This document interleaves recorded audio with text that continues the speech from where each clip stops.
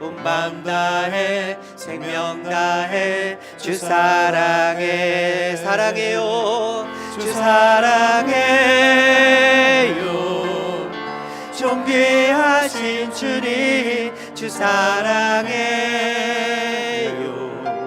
그일 행하셨네. 주 사랑해요. 더욱 사랑해. 온 맘 다해 생명 다해 주 사랑해. 주 사랑해요. 존귀하신 주님 주 사랑해요. 큰일 행하셨네. 주 사랑해요. 더욱 사랑해.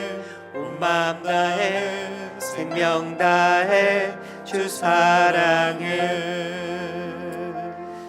주님 사랑합니다. 온 맘 다해 생명 다해 사랑합니다. 뜻을 다하여 사랑합니다. 2015년 주님께서 우리를 사랑하여 주셔서 아버지 하나님의 은혜로 잘 마무리하게 하신 은혜를 감사합니다. 주님께서 오늘 이 시간에 예배자로 불러주셨사오니 말씀을 듣고 깨닫는 시간 되게 하여 주시고, 오직 하나님만 드러나는 시간 되게 하여 주시고, 하나님의 사랑을 경험하는 시간 되게 하여 주시고, 주의 사랑을 고백하는 시간 되게 하여 주시옵소서. 이러한 백성은 복이 있나니 야훼를 자기 하나님으로 삼는 백성은 복이 있도다. 이러한 백성은 복이 있나니 야훼를 자기 하나님으로 삼는 백성은 복이 있도다. 말씀하여 주옵소서. 종이 듣겠사오니 오늘 종의 입술을 통하여 아버지 말씀하여 주시고, 선포되어지는 말씀을 통하여 하나님의 백성들이 섬김의 봉사자로 바로 세워지게 하여 주옵소서. 주님을 경외하는 예배자로 바로 세워지게 하여 주옵소서. 육신의 일로 하는 것이 아니 하나님의 생각으로 무장되어지는 시간 되게 하여 주시고, 주님을 찾고 찾으면 만나리라 하셨사오니 한 사람도 빠짐없이 주님을 만나고 주의 은혜를 경험하고 돌아가는 시간 되도록 인도하여 주옵소서. 부족한 종 주님께서 세워주셨사오니 사용하여 주시고, 너희가 온 마음으로 나를 구하면 나를 찾을 것이요 나를 만나리라 말씀하신 대로 오늘 우리의 삶과 예배를 주님 앞에 올려드리고 예배하오니 우리의 예배를 받아주시고 만나주시고 아버지 만져주시고 치유하여 주셔서 성령의 충만한 은혜를 나타내 보여주시고 2015년 마지막 주일 예배 주님 앞에 기쁨으로 올려드리는 귀한 시간 되도록 인도하여 주옵소서. 감사합니다. 홀로 영광받아 주옵소서. 이 모든 말씀 살아계신 예수님의 이름 받들어 축복하며 감사하며 간절히 기도합니다. 아멘. 가슴에 손을 얹고 제가 하는 말을 좀 따라해 주시겠습니까? 나는 특별한 초대를 받았습니다. 나는 기쁘게 살고 싶습니다. 하나님이 나를 사랑하십니다. 하나님이 오늘 나에게 말씀하실 것입니다. 나의 마음을 하나님께 열겠습니다. 나의 생각을 예수님께 집중하겠습니다. 나는 행복을 선택하겠습니다. 들은 만큼 반드시 행복해집니다. 들은 만큼 반드시 변합니다. 믿으십니까? 네, 여러분 축복하기 원합니다. 축복할 때 아멘 하시면 그 복이 여러분들에게 임하게 될 줄 믿습니다. 여러분 행복하십시오. 성령 충만하십시오. 오늘 여러분들에게 기적이 일어납니다. 여러분들에게 좋은 일이 일어납니다. 우리 옆에 계신 분들에게 당신에게 오늘 좋은 일이 있습니다. 따라하겠습니다. 너희에게 복이 있나니. 너희에게 복이 있나니. 2015년이 얼마 남지 않았죠? 2015년이 마무리되어지고 2016년이 이제 얼마 남지 않았는데, 우리가 2016년 새해 첫날 첫 인사가 무엇입니까? 새해 복 많이 받으세요. 가장 먼저 떠올려지는 인사가 새해 복 많이 받으세요고, 복만큼 우리가 또 좋아하는 단어가 없죠. 복이라고 하면 구약에서는 물질적인 그리고 현세적인 복을 이야기합니다. 그래서 실제적인 행복에 대해서 많이 언급이 되어 있는데, 신명기 6장 24절에 보게 되니까 야훼께서 우리에게 이 모든 규례를 지키라 명령하셨으니 이는 우리가 우리 하나님 야훼를 경외하며 항상 복을 누리게 하기 위하심이며 라고 말씀하고 있어요. 시편 32편 1절에 보게 되니까 허물의 사함을 받고 자신의 죄가 가려진 자는 복이 있도다. 마음에 간사함이 없고 야훼께 정죄를 당하지 아니하는 자는 복이 있도다라고 말씀하고 있어요. 그에 비해서 신약에서는요, 예수님을 그리스도로 믿고 구원받은 자들이 하나님께 받을 하늘의 신령한 복, 즉 영적인 복에 대해서 강조되어지고 있는데, 마태복음 11장 6절에 누구든지 나로 말미암아 실족하지 아니하는 자는 복이 있도다. 오늘 5장 2절에 보게 되니까 입을 열어 가르쳐 이르시되 심령이 가난한 자는 복이 있나니 천국이 그들의 것이며, 애통하는 자는 복이 있나니 그들이 위로를 받을 것이며, 온유한 자는 복이 있나니 그들이 땅을 기업으로 받을 것이며. 요한복음 20장 29절에는요, 예수께서 이르시되 너는 나를 본고로 믿느냐? 보지 못하고 믿는 자는 복되도다. 여러분, 복은 좋은 것입니다. 할렐루야. 여러분, 복 많이 받으십시오. 현세적인 축복도 많이 받으시고, 하늘의 신령한 복도 많이 받으시고, 예수님 때문에 여러분들이 복 받는 인생 살게 되기를 주님의 이름으로 축원합니다. 이렇게 얘기하면 너무 좋죠. 근데 복의 근원이 누구냐? 복 주시는 분이 누구냐? 바로 하나님이십니다. 큰 복은 바로 하나님 자신이시라는 것이죠. 시편 3편 8절에 구원은, 따라합니다. 구원은 야훼께 있사오니 주의 복을 주의 백성에게 내리소서. 시편 33편 12절에 따라합니다. 야훼를 자기 하나님으로 삼은 나라, 곧 하나님의 기업으로 선택된 백성은 복이 있도다. 시편 16편 2절에는 이런 말씀이 있어요. 내가 야훼께 아뢰되 주는 나의 주님이시오니 주밖에는 나의 복이 없다 하였나니라. 대부분 사람들은요, 복과 축복을 같이 씁니다. 그래서 혼동합니다. 그런데 성경은 복이라는 단어와 축복이라는 단어를 구별해서 사용합니다. 창세기 1장 27절 이하에 보게 되면 하나님께서 사람을 창조하시고 제일 먼저 복을 선포하시고 복을 주시겠다 약속하시는 장면이 나옵니다. 창세기 1장 27절에 하나님이 자기 형상 곧 하나님의 형상대로 사람을 창조하시되 남자와 여자를 창조하시고 하나님이 그들에게 복을 주시며 그들에게 이르시되 생육하고 번성하며 땅에 충만하라, 땅을 정복하라, 바다의 고기와 공중의 새와 땅에 움직이는 모든 생물을 다스리라 하시니라. 인간과 모든 생물들을 다 만들어 놓으시고 하나님께서 지상 명령, 인간에게 주신 문화 명령을 하시는데 너희에게 복이 있다, 땅에 충만하라. 여러분, 하나님의 복은요, 애프터 서비스와 같다고 생각을 합니다. 아무리 좋은 핸드폰을 산다고 해도요, 망가지면 AS를 받아야 됩니다. AS가 되지 않으면 그 핸드폰은 무용지물이 되죠. 아무리 좋은 자동차를 사도요, 그 자동차가 AS를 받지 못하면 오래 사용할 수가 없습니다. 만약 고장이 났는데 AS를 받지 못하면 자동차를 아무리 좋은 자동차라고 할지라도 타고 다닐 수가 없게 되는 것입니다. 마찬가지로 누구든지 나는 하나님의 복이 필요 없다라고 이야기한다면 그것은 결국 하나님께서 자기 자신을 창조하시는 것을 부정하는 사람이 됩니다. 그래서 우리에게 하나님의 복이 중요합니다. 문제는요, 하나님의 복을 사모하는 것이 아니라 복 자체를 목적으로, 맹목적으로 복 달라고 하는 것이 문제라는 것이죠. 이것을 소위 기복주의라고 이야기를 하는데요, 여러분, 사람들이요, 복 자체를 목적으로 삼는 것은 마치 매일 그 핸드폰을 들고서, 매일 자동차를 들고서 AS 센터에 가가지고 입고하는 거랑 마찬가지. 여러분, 핸드폰의 목적이 무엇입니까? 여러분, 들고 다니면서 급한 일이 있으면 연락을 하고, 또 여러분 요즘 많이 핸드폰을 가지고 다니시지만 이걸로 많은 정보를 또 이 핸드폰을 통해서 얻지 않습니까? 여러분, 자동차의 목적이 무엇입니까? 정비소에 갖다 맡겨 놓으라는 것이 목적이 아니라 그 목적에 맞게 운송 수단으로 쓰라는 것이죠. 것이지 않습니까? 자동차는 타고 다니기 편하게 만들었고 핸드폰은 가지고 다니기 편하게 만들어서 우리가 쓰고 있는데, 이것을 AS 센터에 계속 맡겨 놓으면 쓸 수가 없는 거지 않습니까? 마찬가지. 여러분, AS 센터에 가서 애프터 서비스를 받는 이유는 자동차를 최적의 상태로, 핸드폰을 최적의 상태로, 그래서 내가 쓰기 편하게 만들기 위해서인데, 우리가 하나님의 복을 사모해야 되는 이유는 그 삶의 목적이 복이 되어서는 안 되고, 복을 달라고 해서는 안 되고, 하나님께서 주시는 복 안에서 내가 창조 목적대로 사람다운 삶을 살 수 있기 때문에 우리가 하나님께 복을 구해야지, 날마다 와서 복 주세요, 복 주세요, 복 주세요, 복 주세요 하면 안 된다는 거예요.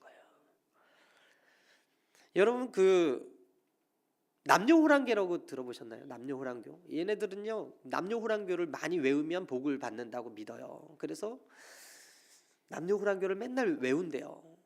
많이 주술적으로 많이 외워야 복을 받는다고 믿기 때문에.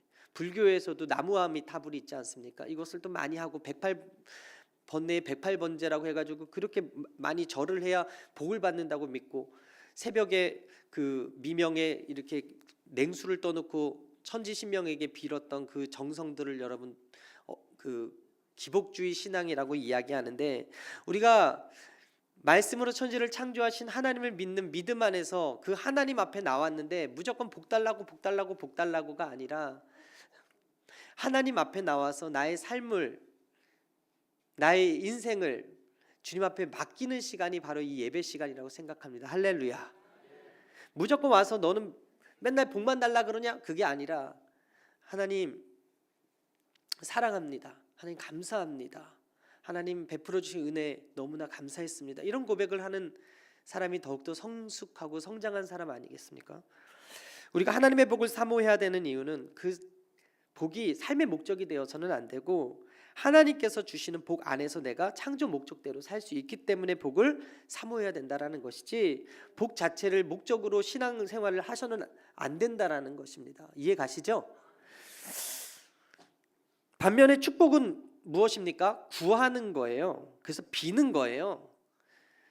축복은 사람과 사람 사이에서만 가능한 말이거든요. 그래서 목사님에게 종종 와가지고, 목사님들에게 종종 와서, 교육자님들에게 종종 와서 축복해 주세요 하는 것은 무슨 의미입니까? 하나님께 복을 빌어주세요라는 의미예요. 목사님께 찾아와서 이번에 우리 아들이 군대 입대하는데 몸 조심히 잘 갔다 올 수 있게 축복해 주세요, 축복 기도해 주세요, 우리 아이들 이번에 수능 보는데, 대입하는데, 취업하는데 축복해 주세요, 우리 아이가 자녀를 잉태하는데 축복해 주세요, 이렇게 축복 기도해 주세요라고 이야기하는 것은 하나님께 복을 빌어주세요라고 하는 의미인데요, 성경은요 이 복과 축복을 정확하게 구별해서 사용하는데 그 말씀이 어디에 있냐면 창세기 12장 1절에 있어요. 뭐라고 써 있냐면, 야훼께서 아브라함에게 이르시되 너는 너의 본토 친척 아비집을 떠나 내가 내게 지시할 땅으로 가라. 내가 너로 큰 민족을 이루고 내게 복을 주어 내 이름을 창대하게 하리니 너는 복의 근원이 될지라. 너를 축복하는 자에게는 내가 복을 내리고 너를 저주하는 자에게는 내가 저주하리니 땅의 모든 족속이 너로 인하여 복을 얻을 것이니라 하신지라. 인간이 비는 것은 축복이고 하나님께서 주시는 것은 복입니다. 할렐루야. 그래서 우리가 서로가 서로를 축복할 수 있어요. 하나님 이 사람에게 복을 주세요. 우리는 왕 같은 제사장들이기 때문에 하나님 앞에 나아가서 사랑하는 가족을 위해서 축복할 수 있고요, 사랑하는 자녀들을 위해서 축복할 수 있고요, 사랑하는 식구들을 위해서, 구역 식구들, 지역 식구들, 그리고 내가 사랑하는 직장 동료들과 이웃들을 위해서 축복할 수가 있어요. 축복하는 사람에게 내가 복을 내린다고 하나님께서 말씀하고 계시는데, 하나님께서 주체가 되실 때는 복이고 인간이 구하는 것을 축복이다 라는 것이죠. 우리가 하나님께 복을 구하는 기도를 드릴 때 정확한 표현은 축복해 주십시오가 아니라 복을 내려 주십시오. 저는 오늘 여러분들에게 하나님께서 복을 내려주시기를 주님의 이름으로 축원합니다. 할렐루야. 예. 산상수훈 설교가요, 일반 세상 인류, 하나님과 상관없는 사람들에게 주시는 말씀이 아닙니다. 예수님의 천국 선포, 즉 마태복음 4장에 가르치시며 전파하시며 고치심으로 말미암아 그의 소문이 온 수리아 땅에 퍼져서 병을 고침받고 문제를 해결함받고 치유를 경험한 수많은 무리가 생겼습니다. 그들에게 하나님의 아들이신 예수님께서 주시는 말씀이 오늘 본문의 말씀인데요, 마태복음 5장 1절 함께 읽겠습니다. 시작. 예수께서 무리를 보시고 산에 올라가 앉으시니 제자들이 나아온지라. 여기서 제자들은요, 예수님의 교훈을 듣고자 하는 일반적인 제자들을 가리켜요. 갈릴리 작은 산에 찾아오신 예수님에 대해서 소문을 들은 사람들이 하나 둘씩 모여서 무리가 되었습니다. 그들이 어떤 사람들이었는지 여러분 잘 아실 것입니다. 그들은 권력 있고 부와 명예가 있는 사람들이 아니었습니다. 사회적으로 홀대받고 문제가 많은 사람들이었죠. 그래서 대부분 비참한 인생을 사는 사람들이었습니다. 예수님 주변에 모인 사람들 어떤 사람들이에요? 죄책감에 눌리거나 외로운 사람들, 불치병에 걸렸거나 염려에 찌든 사람들, 불안에 시달리는 사람들이 예수님 주변에 모여들었어요. 되게 비참한 인생을 사는 사람들은요, 그렇게 한자리에 모이기를 싫어합니다. 보통 고생과 슬픔은 사람을 당당하게 하는 것이 아니라 슬그머니 도망쳐 숨어버리고 주눅들어서 자신이 존재를 부정하는 것이기 때문에 비참한 사람들은 웬만하면 비참한 사람들끼리 모이지 않아요. 그런데 갑자기 모든 병원과 정신병원의 환자들이 밖으로 나와서 한 곳에 모였다고 여러분 상상을 좀 해봐 주십시오. 절룩거리는 사람들이 모였어요.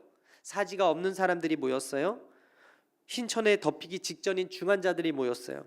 날카로운 목소리로 중얼거리는 정신분열증 환자와 귀신 들린 사람들이 부모가 자녀를 고쳐달라고 데리고 나왔어요. 피해 망상과 귀신 들림에 시달리는 사람들, 불행으로 고달픈 인생들이 예수님 주변에 모였어요. 그런데 신기하게도 예수님은요, 이러한 비천한 사람들을 끌어모으시더라는 거예요. 예수님은요, 숨어있는 죄인들과 비참한 인생들, 육신의 고달픔과 마음의 상처로 말미암아 힘들어하는 그런 영혼들을 자석처럼 끌어당기는 힘이 있으시더라는 것이죠. 왜냐하면 하나님께서 인간을 창조하실 때 뭐라 그랬어요? 복이 있으라고 하셨어요. 보시기에 좋았더라고 이야기했어요. 그런데 그들은 창조 목적대로 살지 못한 사람들이었어요.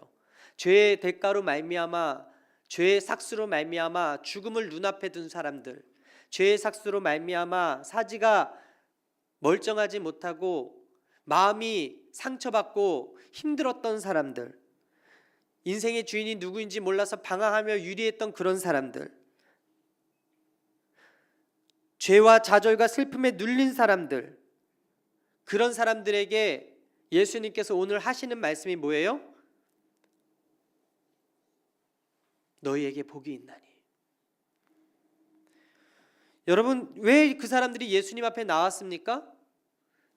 예수님이 바로 복의 근원이시기 때문에 그렇습니다. 보시기에 좋았던 인간이 죄로 말미암아서 하나님의 AS가 필요한 그 시점에 망가지고 찢기고 상처받은 그 모습 그대로 가지고 나왔어요. 그때 AS 해줄 수 있는 능력이 서기관들과 바리새인과 부자들에게 있는 것이 아니라 그 당시 왕에게 있는 것이 아니라 바로 복의 근원 되시는 예수님께 있음을 그들은 알았습니다. 예수님이 복 그 자체셨거든요. 그들은 분명 다른 인간에게서 볼 수 없는 예수님께 느끼는 무엇인가가 있었기 때문에 끌려 나왔다라는 것이죠. 우선 그들은요, 예수님을 바라봤을 때 그들 가운데 계시는 분이셨다. 예수님은. 그리고 그분은 세상의 상류층과 같이 행동하지 않으셨다. 상류층 인사들은 어때요? 세상의 불행이 웬만하면 보이지 않는 곳에 살아요. 그래서 여러분 강남에 가보세요. 세상의 불행이 별로 보이지 않습니다. 불행한 사람들은 점점 외곽으로 쫓겨갑니다. 아파트가 들어서고요, 재개발이 된다 그러면 가난하고 헐벗고 힘든 사람들은 외곽으로 쫓겨갑니다.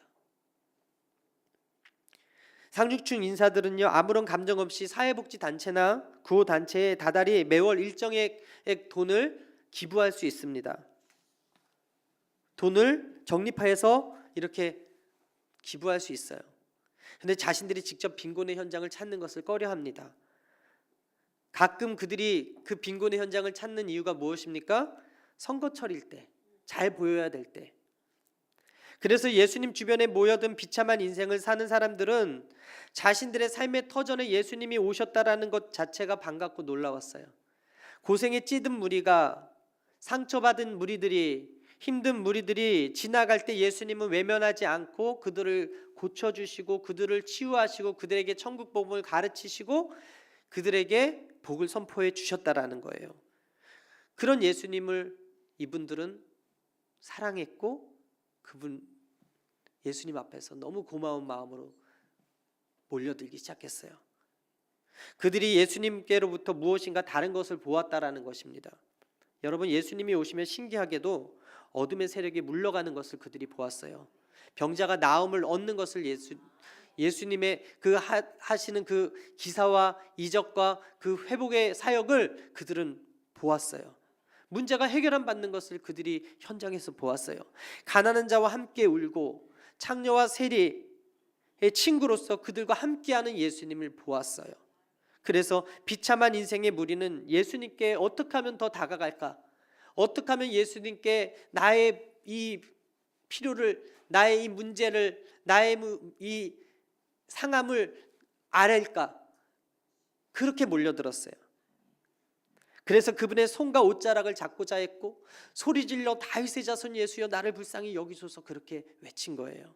그분의 손이 수많은 선을 향하셨고 그분의 손으로 말미암아 수많은 능력이 나갔으며 그분의 손으로 말미암아 수많은 병자가 치유받았기 때문에 복을 베풀고 치유하셨기 때문에 예수님께로 수많은 무리들이 나와온 거예요. 그런데 오늘 본문에 예수님의 손을 쉬고 계셨어요. 예수님이요 손 대신 입을 여신 거예요. 이론과 교리는 사람을 배부르게 하거나 병을 고칠 수 없고 시린뼈를 녹여주거나 죽은 아들을 살려줄 수도 없고 두렵고 텅 빈 그 미래를 채워줄 수 없는데 예수님의 손이 움직이셔야 되는데 예수님의 손은 가만히 있고 예수님의 입을 열어서 말씀을 하시는데 그 주변에 모인 사람들, 고생과 불행과 죄책감과 열등감에 시달려 상처받은 사람들, 예수님의 손이 필요하고 능력이 필요한 그 사람들 앞에서 예수님이 손과 능력을 사용하지 않으시고 그 소외된 계층 앞에서 너희에게 복이 있나니라고 입술을 열어 선포하셨다라는 것이죠. 왜 예수님이 수많은 인간들 중에 비참한 인생을 살다 온 그들에게 손을 사용하지 아니하시고 능력을 베풀지 아니하시고 너희들에게 복이 있다고 말씀하셨을까요? 어제 만약에 암을 진단받은 사람에게 당신이 복이 있다라고 말한다면 그 사람은 무엇이라고 반응하겠습니까? 남편의 배신으로 이혼 위기에 있는 여인에게 당신에게 복이 있소라고 이야기한다면 여러분 어떻게 반응하겠습니까? 방탕한 자식을 바라보는 어머니에게 당신에게 복이 있습니다라고 하면 어떻게 반응하겠습니까? 대도시의 그 화려한 네온사인 앞에서 자신은 머리도 곳 없어서 새방에서 한없이 외롭게 취직도 못하고 살아가는 7포 세대 청년들에게 당신에게 복이 있소라고 한다면 그들이 어떻게 반응하겠습니까? 그런데 예수님은 이런 사람들에게 너희에게 복이 있나니 너희에게 복이 있나니 너희에게 복이 있나니라고 선포하고 있는 거예요. 어떻게 생각하면 조롱으로 들을 수 있는 이 이야기가 이들에게 선포되었습니다. 또한 예수님의 팔복에 대해서 말씀하실 때 예수님의 위치가 어디에 있었습니까? 여러분 아시다시피 그분의 원래 위치는 하나님의 아들로서 권능의 오른편에 높이 들려서 영광한 영광 중에 우리를 내려봐 보시는 그런 위치셨는데 그런데 지금 예수님은 어디 계십니까? 이 말씀을 하고 있는 위치는 하나님 우편에서 방관하고 지켜보고 너에게 복이 있다고 선포하는 그 위치가 아니라 그 우는 자들과 함께 울고 웃는 자들과 함께 웃으며 상처받은 영혼을 치유하는 아픈 자들을 고치고자 하는 그 자리에 예수님이 낮은 데로 임해 주셨다라는 거예요. 여러분 우리가 믿는 예수님은요 너 아프니? 나도 아프다. 근데 너하고 나는 차원이 다르니까 그냥 너에게 복이 있어 라고 이야기하시는 그런 예수님이 아니라 오늘 나의 아픔의 현장에 오늘 나의 삶의 힘듦의 현장에 오늘 나의 예수님이 필요한 그 현장에 직접 다가오셔서 만지시고 고치시고 치유하시는 그런 예수님이심을 여러분 믿으시게 되기를 주님의 이름으로 축원합니다. 예수님은 우리에게 가르치는 교사가 아니라 우리를 구원하실 구주로 오셨다라는 거예요. 우리 가운데 친히 임재하시는 분이시라는 것입니다. 이것이 우리에게 무엇인가 놀라운 일이 지금 이 자리에 예수님을 모신 이곳에서 벌어지고 있다는 의미인데, 그런 의미에서 저와 여러분들은 참 복이 있는 사람들입니다. 왜냐하면 오늘 이 자리에 예수님이 함께 하시거든요. 여러분, 오늘 이 시간에 문제 없는 분 손 한번 들어보십시오. 오늘 이 시간에 기도 제목 없는 분 한번 손 들어보세요. 여러분, 기도 제목 내놓으라 그러면요 엄청 많지 않습니까? 우리 안에 말은 안 해서 그렇지 며느리도 모르는 문제, 남편도 모르는 문제, 너무나 속 시끄러운 문제들이 너무나 많이 있는데, 예수님께서도 그 문제들을 나와는 상관없어라고 이야기하지 않으시고 수고하고 무거운 짐진 자들아 다 내게로 오라 라고 말씀하고 계시는데, 그 위치가 어디예요? 바로 이 자리라는 거예요. 출애굽기 20장 24절에 이런 말씀이 있어요. 내게 토단을 쌓고 그 위에 너와 양과 소에 너의 번제와 화목제로 드리라. 내가 물은 내 이름을 기념하는 곳에서 내게 강림하여 복을 주리라. 오늘 예배 자리는 주님을 기념하는 자리고요, 이 예배 자리는 주님이 주인된 자리입니다. 그때 주님께서 오셔서 너희에게 복을 주겠다 말씀하시니, 여러분 2015년도에도 예배의 성공자가 되셨다면 2016년도에도 여러분들의 문제를 가지고 예배에 나오십시오. 주님께서 강림하여 복을 주겠다 약속했습니다. 예배의 자리에서 기적이 일어나고요, 예배의 자리에서 치유가 일하고요, 치유가 임하고요, 예배의 자리에서 능력이 임합니다. 할렐루야. 마태복음 18장 20절에 두세 사람이 내 이름으로 모인 곳에는 나도 그들 중에 있느니라. 우리가 복 있는 이유가 뭐예요? 아버지께서 천국의 문을 활짝 열고 우리에게 복받을 손을 내밀고 나에게 구하라, 내게 구하라, 나를 찾으라, 나를 만나라 말씀하고 있기 때문에 우리에게 복이 있는 거 아닙니까? 아버지의 이름으로 오시는 그분이 비참하고 절망적인 인생인 우리를 무시하지 아니하시고 외면하지 않으시고 우리에게 지금 오셔서 너희에게 복이 있나니 라고 선포할 뿐만 아니라 그 말을 성취하고 계시기 때문이고, 그 입술의 선포로 말미암아 어둠이 물러가고 문제가 해결 안 받고 치유가 임하기 때문이 아닙니까? 예수님의 가르침을 우리는 흔히 산상수훈이라고 이야기하는데, 산 위에서 가르치신 내용이기 때문에 그래요. 8가지 가르침이라고 해서 팔복이라고도 이야기하는데, 예수님이 이 땅에 공생애를 시작하면서 최초로 한 설교가 바로 산상수훈 팔복 설교예요. 예수님의 첫 설교가, 그 주제가 복이었어요. 그것이 무엇이겠습니까? 복이 그만큼 우리에게 중요한 위치를 차지하고 있다라는 거예요. 첫 번째, 여러분 심령이 가난한 자가 복이 있다고 말합니다. 오늘 3절을 함께 읽겠습니다. 시작. 심령이 가난한 자는 복이 있나니 천국이 그들의 것이요.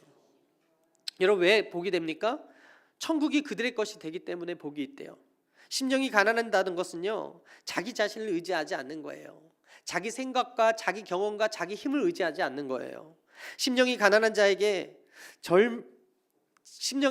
자들은 절망한 자예요. 내 힘으로 되지 않는구나, 내 능으로 되지 않는구나, 내 지식으로 되지 않는구나, 내 경험으로 되지 않는구나, 내 인맥으로 되지 않는구나 라는 것을 경험한 사람들이 심령이 가난해지는 사람들입니다. 경제적 빈부에 관계없이 더 이상 자신을 의지하지 않으려는 그 마음이 심령이 가난한 자인데, 심령이 가난하지 않고서는 예배의 자리에 나올 수가 없어요. 심령이 가난하지 않고서는 예수님을 찾을 수가 없고요, 예수님을 필요로 하지도 않아요. 심령이 가난한 자만이 예수님을 필요로 하지, 심령이 부유한 자들은요 예수님을 찾지도 않고 예수님이 필요를 느끼지도 못한다라는 거예요. 심령이 가난한 자에게만 하나님께서 은혜를 베풀어 주시는 거예요. 저는 여러분들 오늘 이 시간에 심령이 가난해지게 되기를 주님의 이름으로 축원합니다. 경제적으로 여유가 있어서 하나님 없이 원하는 것을 모두 돈으로 해결된다면 그 사람은 복된 인생이 절대 아닙니다.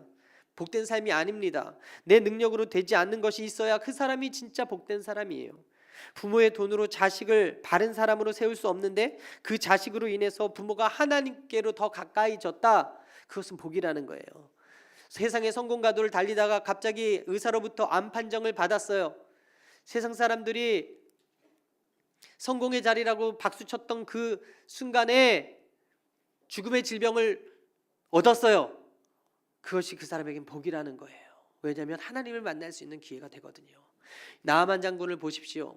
그가요 아수르의 엄청난 용장이었어요. 관우와 같은 그런 장군이었는데 그에게 문둥병이 들었어요. 그가 하나님의 종 엘리사에게 찾아와서 어떻게 합니까? 요단강에서 7번 씻고 하나님을 만나요. 그 병이 그에게는 축복이었어요. 저희 처제가 대학병원에 정신과에 있습니다. 어떤 병원인지는 제가 말씀을 드릴 수는 없는데 간호사로 근무를 해요. 그런데 어떤 할머니가 정신병원으로 오셨어요. 정신병원에 입원하셨대요. 그 병명이 뭐냐면 우울증이야, 우울증. 그래서 왜 우울하세요라고 물어봤더니 그 할머니의 우울한 이유가 뭐냐면 사람들이 돈이 있으면 좋겠다고 얘기하는데 자기는 돈이 많은 사람이라는 거예요. 그 자식들이 사업을 크게 해서 돈이 많고, 그리고 손주도 의사라서 돈이 많고, 참 돈이 많은데 부유한데 지금 내 몸은 너무 늙었다는 거예요. 그래서 이 좋은 세상을 누리고 살지 못한다는 거예요. 그래서 우울하다는 거예요. 그래서 병에 걸렸어요. 그래서 그곳에 입원하셨어요. 제가 안타까웠어요. 여러분, 그런 분들에게 누가 필요하냐면 예수님이 필요한 거예요. 제가 다니던 학교에 심리학 교수님이 고영건 교수님이라는 분이 계신데 그분이 그런 얘기를 했거든요.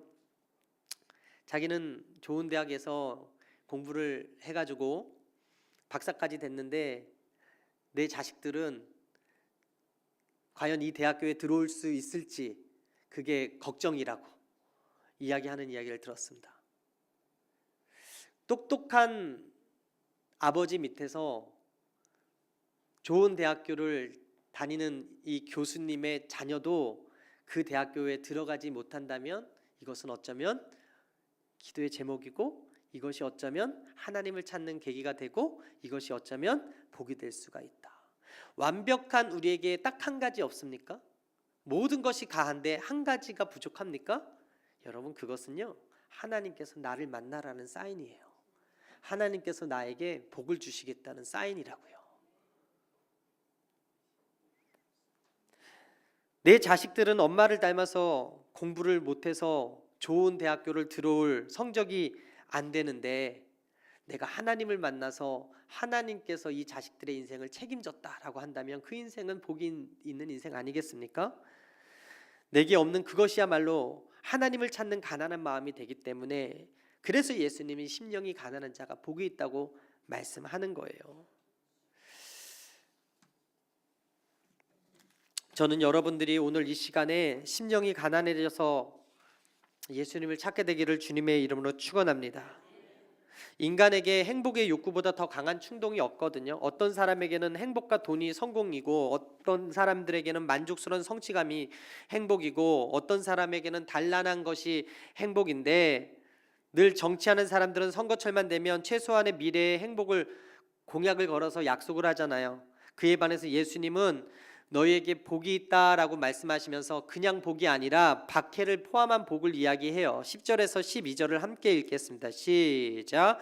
의를 위하여 박해를 받는 자는 복이 있나니 천국이 그들의 것임이라. 나로 말미암아 너희를 욕하고 박해하고 거짓으로 너희를 거슬려 모든 악한 말을 할 때에는 너희에게 복이 있나니 기뻐하고 즐거워하라. 하늘에서 너희 상이 큼이라. 너희 전에 있던 선지자들도 이같이 박해를 하였느니라.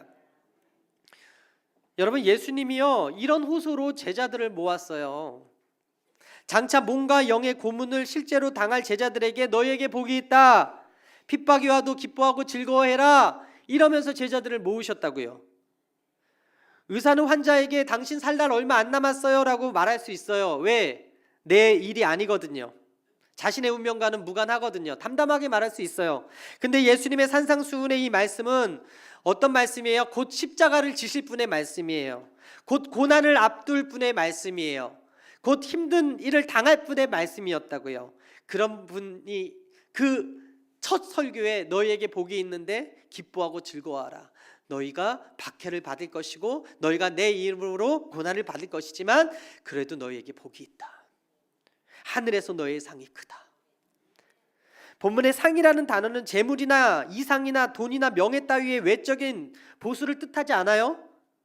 우리가 믿음을 지켜도 우리의 위신이 높아지지 아니하고, 우리가 예수를 잘 믿고 교회를 잘 다녀도 나의 처지가 남보다 결코 나아질 거라는 보장이 있지도 않아요.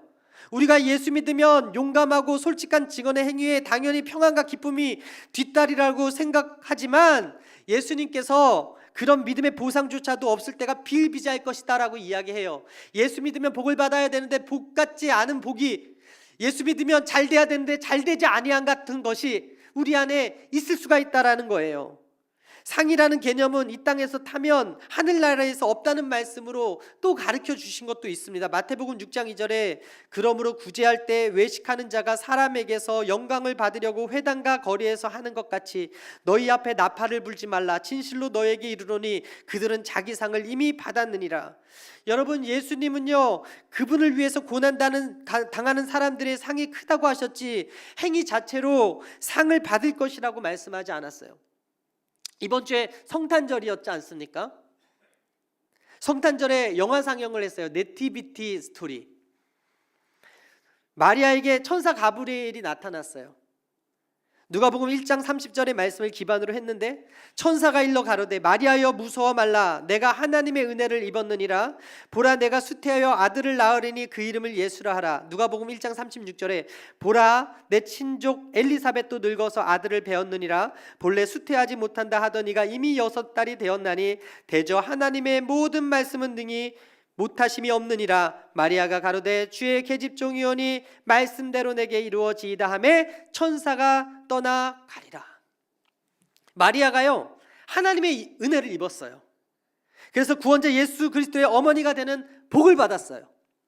그런데 생각해 보세요. 결혼도 하지 않은 여자가 임신을 한다는 사실 자체가 사회적인 통념으로 이해되지 아니하고 그로 말미암아 돌에 맞아 죽을 수도 있는데, 그는 뭐라 그래요? 주의 계집종이오니 주의 말씀대로 이루어지이다. 그런 고백을 했어요.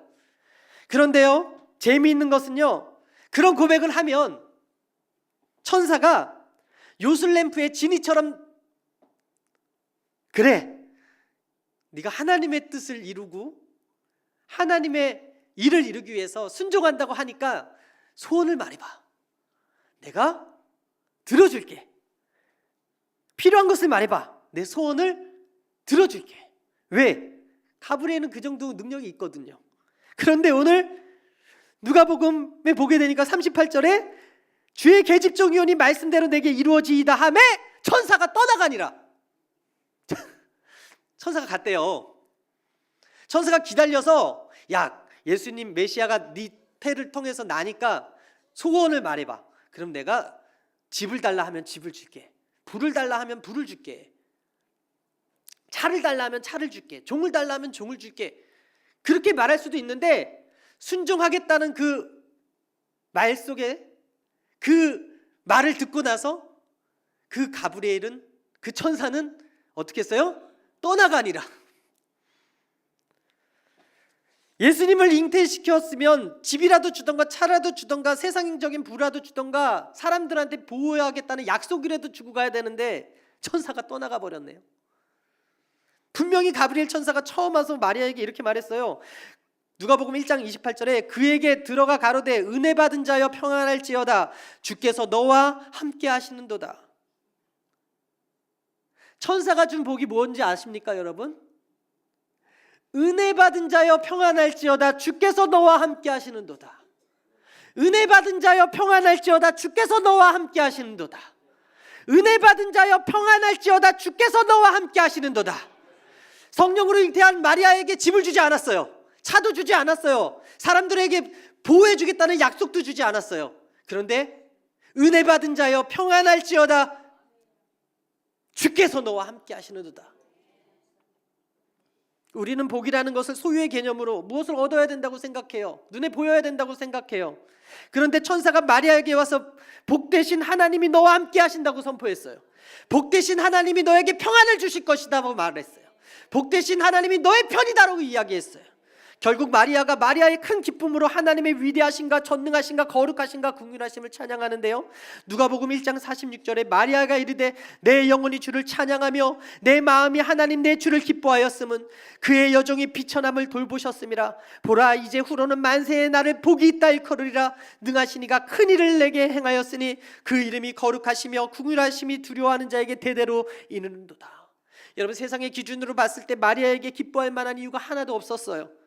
예수님을 잉태함으로 말미암아 핍박이 기다리고 있었고, 예수님 때문으로 말미암아 요셉에게 버림받을 수 있는 위험도 있었는데, 그녀가 잉태했다고 해서 살림이 나아지거나 집이 생기거나 신분이 상승하지도 않았는데, 여러분들이 아시다시피 가난한 목수의 아들이라는 예수님의 탄생 배경을 봤을 때 그녀가 시집가는 요셉이라는 사람도 부유하지 못했다라는 것이죠. 그럼에도 불구하고 그녀는 기뻐하고 찬양하고 감사했어요. 왜 그렇습니까? 바로 천사가 전해준 말, 은혜 받은 자여 평안할지어다 주께서 너와 함께 하시는도다.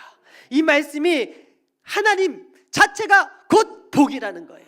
그 이름으로 말미암아 핍박당하고 그로 말미암아 고난당할지라도 하나님이 너와 함께하는 것이 너에게 평안이요 너에게 참된 복이라는 것을 마리아가 알았다라는 거예요.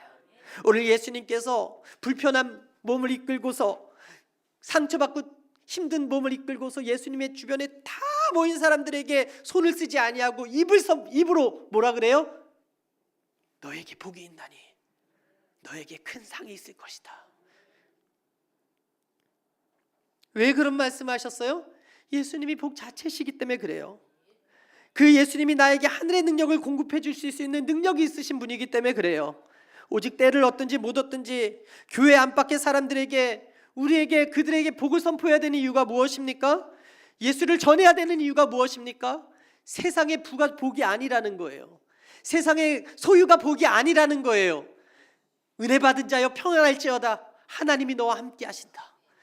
예수님이 있어야 하나님이 함께 하시는 거고, 예수님이 함께 하셔야 평안이 있게 되는 거예요.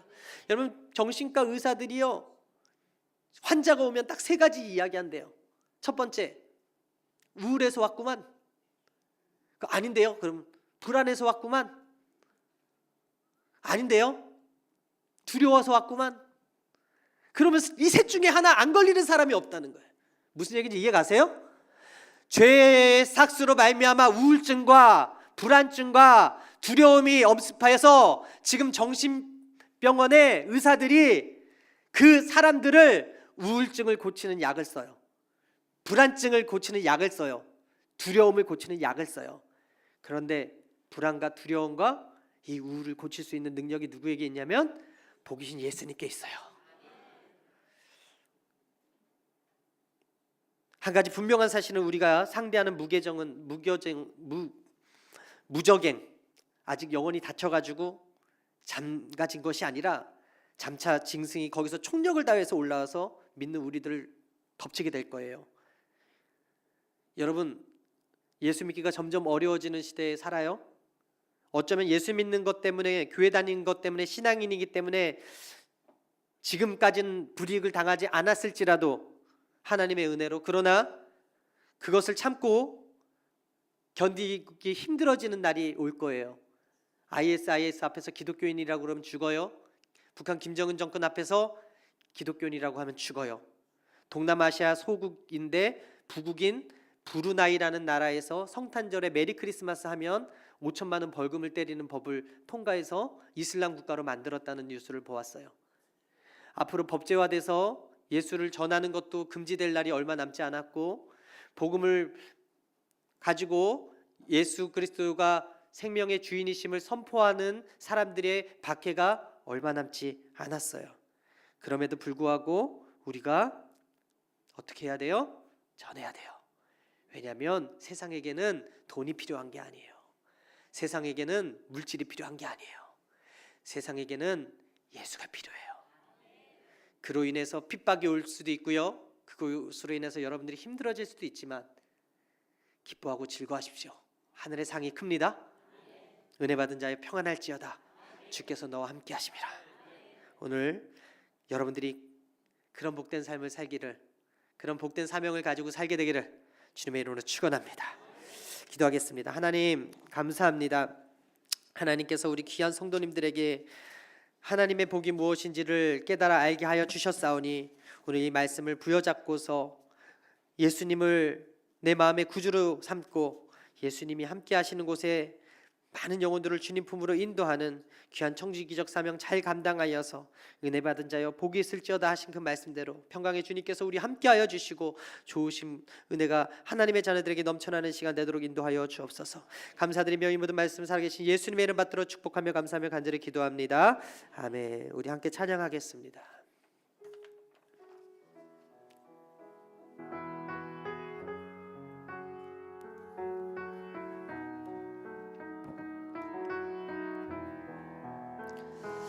날마다 숨쉬는 순간마다